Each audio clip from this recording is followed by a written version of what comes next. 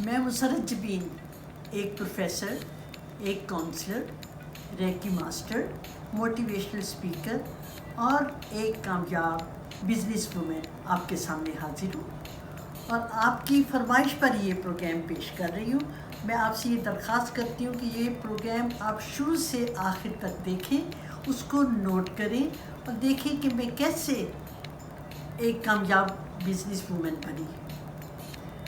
میں اپنی سٹوری جب سنانی شروع کروں تو یہ آج کی نہیں، یہ میرے بچپن سے یہ سٹوری شروع ہوتی ہے۔ بچپن جو ہے وہ اس کے بارے میں کہا کرتی ہوں کہ کوئی خواہش نہیں تجھ سے ہے میری عمر رواں، کوئی خواہش نہیں تجھ سے ہے میری عمر رواں، میرا بچپن میری جگنوں میری گڑیا لا دے۔ بچپن بے حد خوبصورت تھا۔ اسکول میں لب پہ آتی ہے دعا سے شروع ہوتا تھا اور پاک سر زمین پہ ختم ہوتا تھا۔ بچپن یاد کروں تو میں اپنے گھر کی طرف آؤں گی۔ گھر میں میری والدہ جو نرم دم گفتگو تھی، میرے والد صاحب تھے جو گرم دم جستجو تھے۔ والد صاحب کو کتابیں پڑھنے کا بہت شوق تھا۔ کتابیں، ہر وہ کتاب جو مارکیٹ میں آتی تھی وہ ہمارے گھر پہنچ جاتی تھی۔ بچپن میں بچوں کی دنیا، کھلونا، بھائی جان، تعلیم و تربیت اور بڑوں کے رسالے، لیل و نہار، نقاد، قندیل، یہ اردو ڈائجسٹ، یہ سب ہمارے گھر میں آتے تھے۔ بہت سی کتابوں نے میرے دیر پا اثرات میں پہ چھوڑے۔ ان میں سے سب سے جو اہم کتاب تھی وہ چائنا کے ایک ڈاکٹر تھے، ان کی لکھی ہوئی تھی، جس کا اردو ترجمہ ہمارے پاکستان میں آیا تھا، جینے کی اہمیت۔ دوسری کتاب جو تھی وہ فرینچ رائٹر کی تھی، آندرے موور کی تھی، جس کا اردو ترجمہ جینے کا قرینہ۔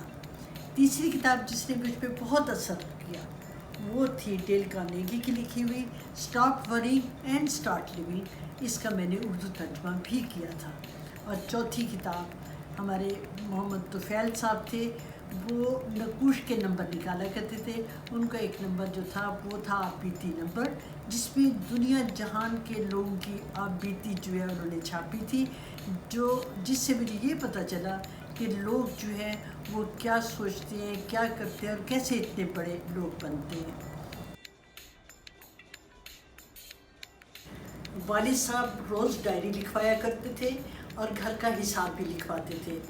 یہ اس وقت بڑا عجیب لگا کرتا تھا، لیکن بعد میں پتہ چلا کہ یہ تو بہت ہی اچھی عادت تھی جو کاروبار میں میرے لیے بہت زیادہ مددگار ثابت ہوئی۔ اس کے بعد اسکول کی اگر بات کریں تو میری خوش قسمتی تھی کہ بہت اچھے ٹیچرز تھے اور میں نے بھی نمایاں کامیابی حاصل کی۔ کالج جب گئی تو کالج میں بھی میری ٹاپ پوزیشن تھی اور نام جو ہے وہ ڈسٹنکشن بورڈ پہ لکھا گیا۔ اور جب میں کئی سالوں کے بعد اپنے کالج آئی تو اپنا نام دیکھ کے ایک انجانی سی خوشی ہوئی۔ بی اے کرنے کے بعد university M S C applied psychology میں داخلہ لیا۔ یونیورسٹی کی دنیا ایک الگ دنیا تھی، بہت مختلف کالج کی دنیا سے۔ وہاں پہ نہر کے کنارے کشتیاں چلا کرتی تھی، اس مقابلوں میں میں نے حصہ لیا اور انعامات حاصل کیے۔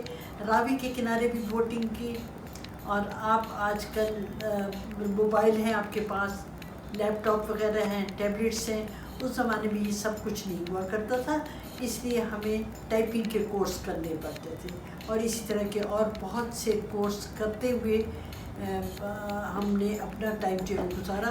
پروفیسر سے مجھے بہت اچھی لگتی تھی اور میرا جی چاہتا تھا کہ میں اسی طرح کالج یا یونیورسٹی میں پڑھاؤں، وہ میری آئیڈیل تھی اور اللہ کا شکر ہے کہ یہ میری خواہش بعد میں پوری ہوئی۔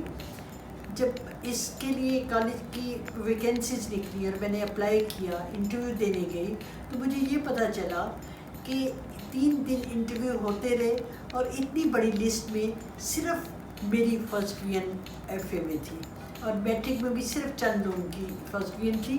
اس سے مجھے بہت خود اعتمادی ملی، یہ خود اعتمادی ساری زندگی میرے کام آتی رہی۔ کالج میں اور یونیورسٹی میں پڑھانا بہت اچھا لگتا ہے۔ اس لیے کہ ہر سال نئے اسٹوڈنٹس آتے ہیں اور یہ نئے اسٹوڈنٹ جو ہوتے ہیں یہ انسان کو جوان رکھتے ہیں۔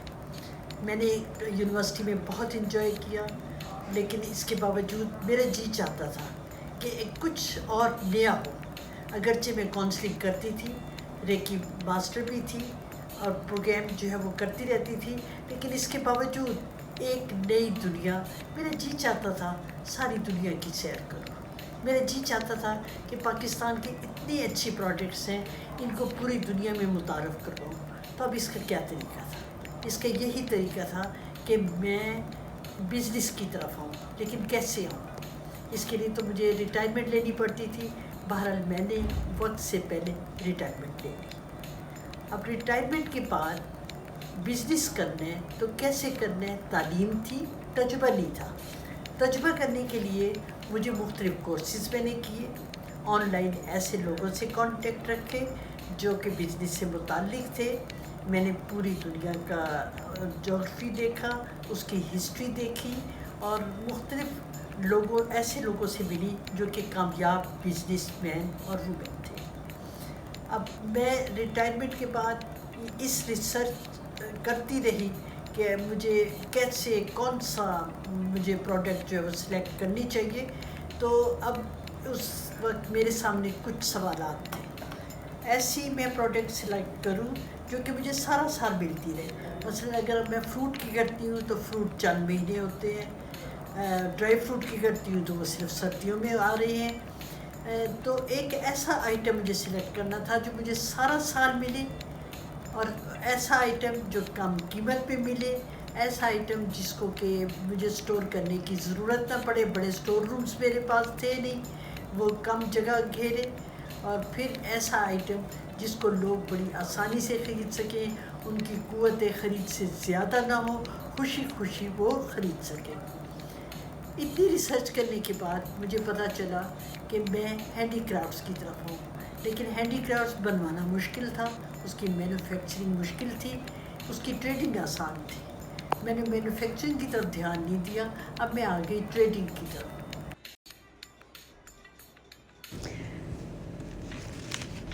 ناظرین، میں نے آپ کو بتایا تھا کہ میں نے بزنس کے لیے ہینڈی کرافٹس کا انتخاب کیا۔ یقیناً آپ سوچ رہے ہوں گے کہ ہینڈی کرافٹس کیا ہوتے ہیں۔ میں آپ کو بتاتی ہوں۔ ہاتھ سے بنائی ہوئی کاریگروں کی مصنوعات کو ہینڈی کرافٹ کہا جاتا ہے۔ پاکستان کے ہینڈی کرافٹس اپنی نفاست اور خوبصورتی کی وجہ سے ساری دنیا میں مشہور ہیں۔ آئیے میں آپ کو پاکستانی ہینڈی کرافٹس دکھاتی ہوں۔